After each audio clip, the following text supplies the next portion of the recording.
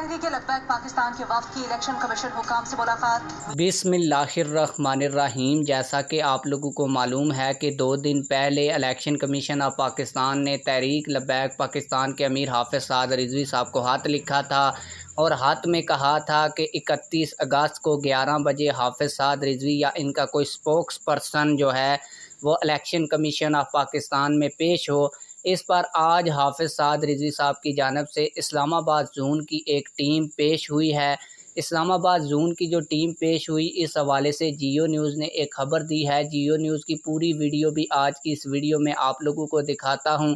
आप लोगों को बताता चलूँ कि तहरीक लब्बैक पाकिस्तान के कायदीन की बड़ी तफसीली गुफ्तगू इलेक्शन कमीशन ऑफ पाकिस्तान के हुकाम से हुई है।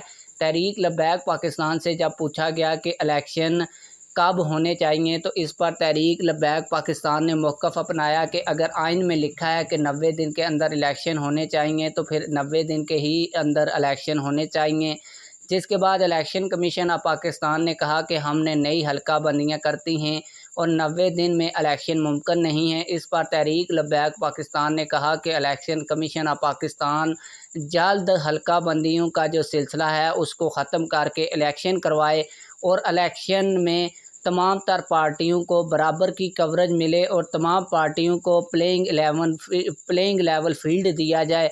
जिस पर इलेक्शन कमीशन ऑफ पाकिस्तान ने तहरीक लब्बैक पाकिस्तान के कायदीन की बात भी मान ली है और तहरीक लब्बैक पाकिस्तान के कायदीन को यकीन दहानी करवाई है कि आपको लेवल प्लेइंग फील्ड भी मिलेगा, आप लोगों को बराबर की कवरेज भी मिलेगी।